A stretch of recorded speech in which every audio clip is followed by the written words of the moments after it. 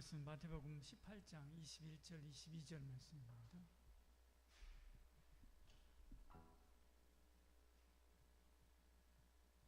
같이 읽겠습니다.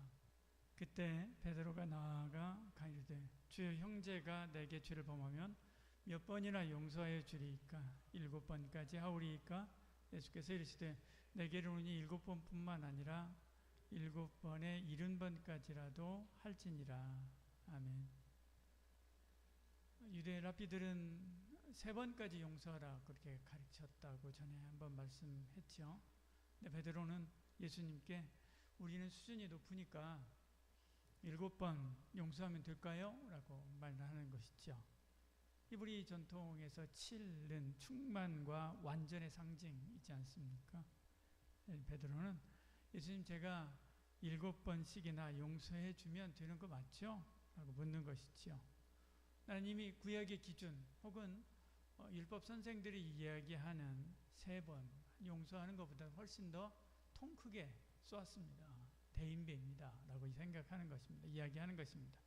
이런 생각들이 그 아래 깔려 있는 거죠. 근데 예수님은 만족하지 않습니다. 7번뿐만 아니라 70번을 7번이라도 할지니라 그렇게 말씀하죠. 더 직설적으로 이야기하면 베드로야, 너 그거 너무 계산적이지 않냐? 용서는 그런 식으로 제한 두는 거 아니야? 라고 말하는 것이죠. 490번이죠. 490번입니다. 한 달에 한 번씩 용서를 해도요 40년 동안 용서를 해야 됩니다. 이게 셀 수 없다는 거죠. 한 달에 한 번씩 나한테 서운하게 하고 나를 힘들게 하고 해도요 계속해서 40년 동안 용서하니까 끝없이 그냥 끝없이 하라라고 하는 것이죠. 무한 용서를 사실 말씀하는 것입니다. 솔직히 우리 상식으로 납득하기가 어렵죠. 1-2 번은 몰라도요 자꾸 반복되는 그런 상처를 이렇게 무제한으로 용서할 수 있겠습니까? 예수님께서는 무한 용서를 말씀합니다. 왜 그랬을까요? 용서는 우리 영혼의 소독약과 같은 것이기 때문에 그렇습니다. 마음의 상처가 나면 그 상처가 금방 치유되기보다는 더 깊어지고 썩어 문드러질 때들이 있습니다. 원망과 분노를 우리 마음속에 이렇게 쌓아두면 나중에는 그 감정을 내가 소유하고 있는지 혹은 그 감정이 나를 사로잡고 있는지조차 분간하기 힘들어지죠. 용서는 바로 이런 상태를 막아주는 영혼의 소독약과 같은 역할을 하는 것입니다. 미움은 우리의 상처를 자양분 삼아서 확대됩니다. 미움이라고 하는 고름은 우리의 상처를 썩게 만들지요. 인생에서 받은 상처와 억울함, 이것들이 고름으로 작용을 해서 우리 안에 분노는 점점 부풀어 오르게 되고요 우리 마음에 살이 썩게 하고요 그리고 냄새를 풍기게 합니다. 나중에는 마음의 한편을 아예 잘라내 버려야 할지도 모릅니다.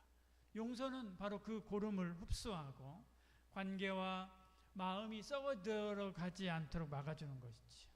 미움이 자랄 기회를 원천 차단하는 은혜의 행위인 것입니다. 그렇지만 쉽지 않지요. 이제는 더 용서 못하겠어 라고 하는 말이 나올 수 있지요. 그렇다고 해서 용서를 거부하면 내 마음은 계속해서 균열이 더 나게 되고요 영혼은 더 병들어가게 될 것입니다. 여러분의 삶에서 마주하는 갈등들 있지 않습니까? 갈등들 한번 돌이켜 보십시오. 여러분들이 가졌던 그런 갈등들이요 용서하지 않고 마음에 쌓아두면 결국 내가 불편해가지고 어떻게 하든 그 문제를 해결하려고, 그 관계를 해결하려고 할 때가 여러분 있었죠. 그 관계가 이렇게 아주 이렇게 대단한 문제가 아닌 한은 내 편에 잘못한 거 없음에도 불구하고 내 편에서 해결하려고 하다가 내가 왜 이러고 있는 거야? 라고 하는 그런 생각이 들 때가 있죠. 왜? 내 마음이 불편하니까 그러는 것입니다. 용서는요 상대방이 아니라 내 속이 썩어 들어가지 않도록 보호하는 것이기도 합니다. 여러분 이런 이야기를 많이 들었죠. 용서하시길 바랍니다. 용서해야 됩니다.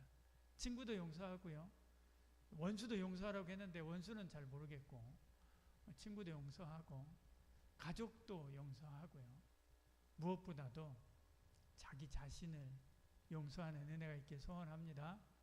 자기를 실패하게 하고 자기를 실수하게 만들어서 자기 자신이 너무나 부끄럽게 만들어버린 그 자신을 자기가 너무나 정죄하고 그리고 억압할 때들이 있습니다. 그런 자기 자신도 용서해야 됩니다. 그런데 이렇게 용서에 대한 이야기를 말씀을 들으면 이런 생각이 들 때가 있습니다. 그 사람이 다 잘못했는데 다 덮어져 버리면 하나님의 공의는 어디로 가는 것인가? 죄에 대한 정당한 대가를 치르도록 하는 것, 이것이 그 사람에게도 이 사회에도 그리고 나한테도 좋지 않는가? 그렇게 생각할 수가 있죠. 그러나 예수님의 십자가를 한번 생각해 보시길 바랍니다. 우리가 죄에 대한 형벌을 면제받은 이유는 하나님이 그냥 없었던 일로 하자라고 해서 끝낸 것이 아닙니다. 하나님의 공의를 포기한 것이 아니죠. 죄의 삭은 사망이지만 예수님이 내 대신 그 값을 치르신 것입니다. 십자가에서 죽으신 거죠. 그래서 우리가 그 은혜로 구원받은 것입니다. 하나님의 공의는 완벽하게 예수님의 십자가 안에서, 나를 위하여 죽으신 예수님의 그 죽음 안에서 확보된 것입니다. 내 죄뿐만 아니라 누구도요? 그 사람의 죄도 이렇게 하나님께 용서받을 수 있죠. 그러니까 반대로 우리가 누군가를 용서해도 마치 어떤 진리를 헐값에 넘겨버리는 것처럼 하는 것이 아니다는 것입니다. 그 사람 때문에 용서하는 것이 아닙니다. 그를 위하여 십자가에 죽으신 주님, 그 예수님 때문에 용서하는 것이죠. 내가 받은 은혜를 흘려보내는 것입니다. 예를 들어서 한번 생각해 보십시오. 어떤 청소년이 사고를 쳤습니다. 우리 중고등부 아이들, 그런 아이들 많이 있지 않습니까? 학교에서요. 아버지가 와가지고 뒷수습을 했습니다. 보상도 하고 벌금도 내고 용서도 빌었습니다. 그래서 그 아이가 풀려났습니다. 근데 그 아이는 아직 자기가 정확하게 뭘 잘못했는지 잘 몰라요. 못된 성격을 계속 가지고 있는 것입니다. 죄를 깨닫지도 못했습니다. 교사나 혹은 우리가 보기에 그렇습니다.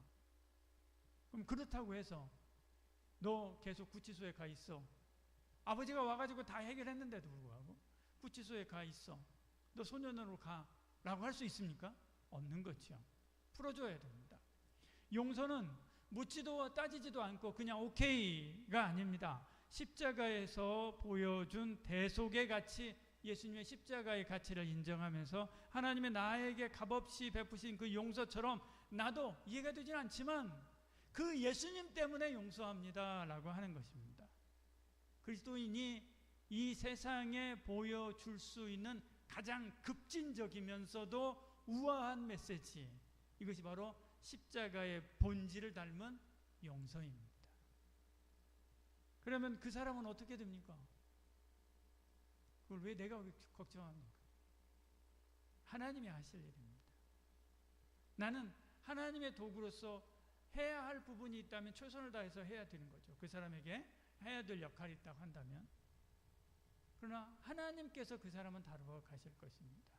나보다 그를 더 사랑하시는 하나님이 나보다 더 긴 안목을 가지고 나보다 더 확실한 계획을 세워놓고 그를 사랑하며 하나하나 차근차근 세워가실 것입니다.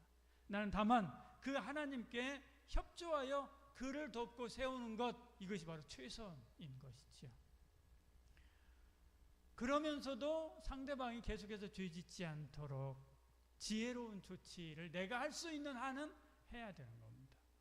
예수님께서 가늠한 여인을 데리고 온, 유대인들이 데리고 오지 않습니까? 그래가지고 예수님께 이 여인을 돌로 쳐야 됩니까? 말아야 됩니까? 라고 물었을 때 예수님께서 죄 없는 자가 돌로 치라 라고 말씀하죠. 그리고 사람들이 싹 갔습니다. 다 사라졌습니다. 그때 예수님께서 이 여인에게 묻죠. 사람들 다 어디 갔느냐? 다 사라지고 없었습니다. 없습니다 라고 이야기하죠. 예수님께서 뭐라고 이야기합니까? 나도 너를 정죄하지 아니하노니. 그 다음에 뭐라고 이야기합니까? 가서 다시는 죄짓지 말라. 그냥 용서가 아닙니다. 그냥 끝나는 게 아닙니다. 가서 다시는 죄짓지 말라 이렇게 말씀합니다. 우리도 마찬가지입니다. 용서해 주는 거죠. 그러나 그가 다시 그의 연약함 때문에 가서 다시 죄짓지 않도록 내가 할 수 있는 조치, 최선을 다해서 해줘야 되는 거죠. 그게 바로 용서의 마지막 애프터 서비스와 같은 것입니다. 그렇게 해야 돼요. 그냥 무조건 나 너 용서해 하고 그냥 떨궈버리고 끝나는 것이 아니라, 앞서 말했듯이 용서는 490번 용서하는 것, 계산하면서 하는 것이 아닙니다. 문제는 우리의 감정이 있죠. 이 인간 똑같은 실수를 벌써 336번째 하고 있네 라고 하는 마음이 들면 이제 우리의 감정은 더 이상 걷잡을 수가 없게 되는 것이지. 분노가 내 안에 들끓게 되는 것입니다.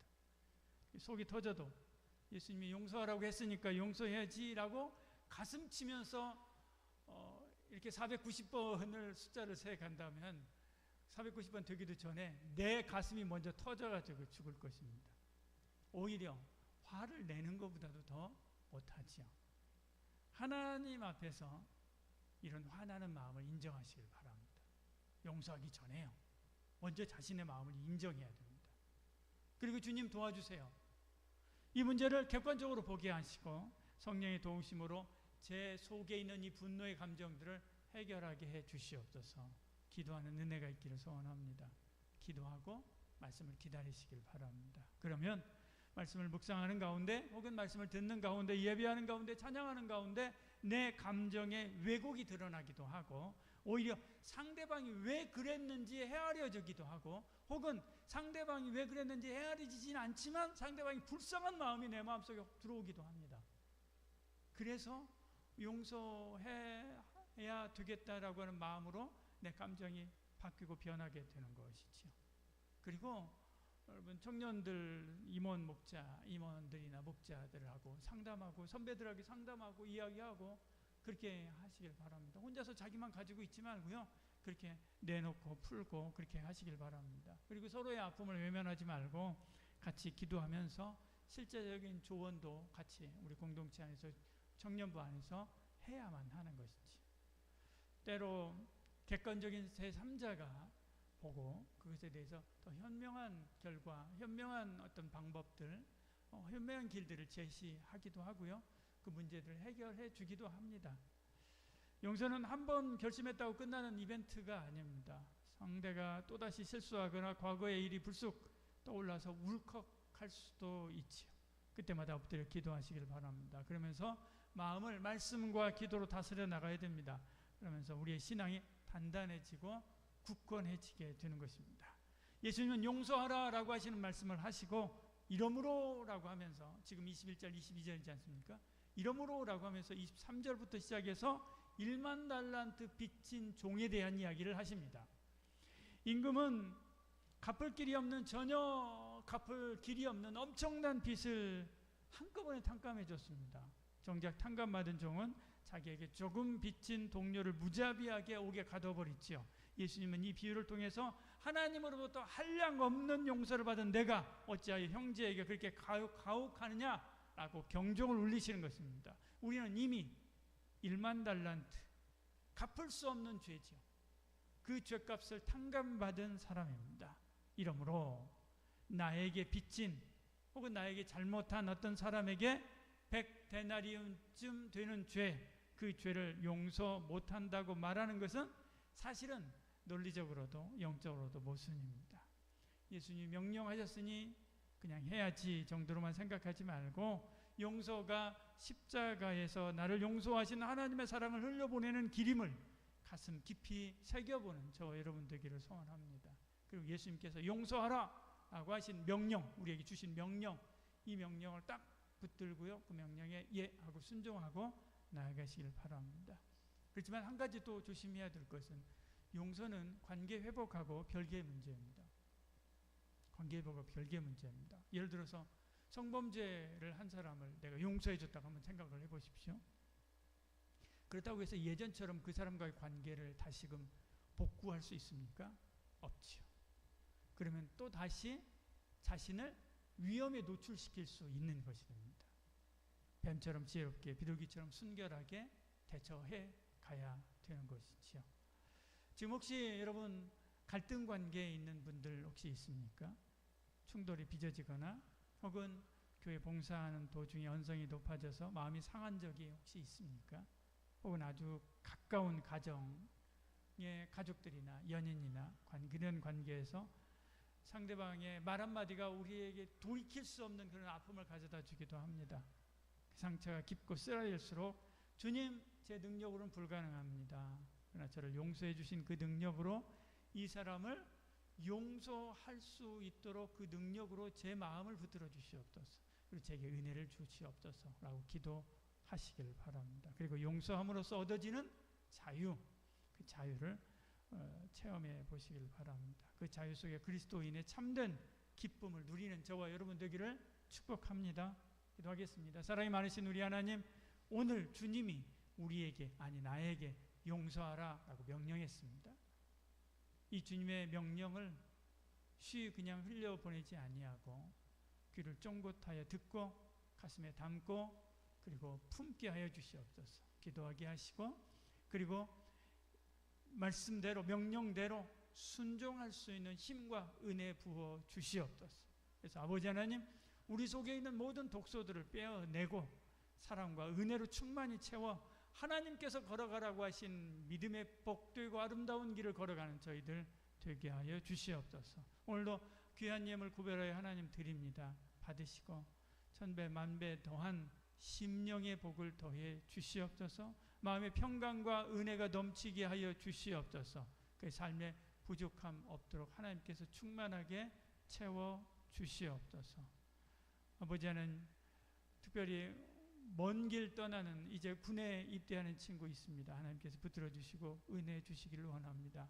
그 가는 모든 길 하나님 아시오매 인도해 주시고 보호해 주시고 복되게 하시고, 아버지 하나님, 군에서도 믿음 잃지 아니하고 오히려 더욱더 하나님 주님 의지하여 믿음이 굳세어지고 단단해지고 은혜를 더 깊이 체험하는 은혜와 복이 있도록 주여 도와주시옵소서. 또한 임용고시 결과를 기다리는 우리 친구들에게도 하나님 좋은 결과 허락하여 주시옵소서.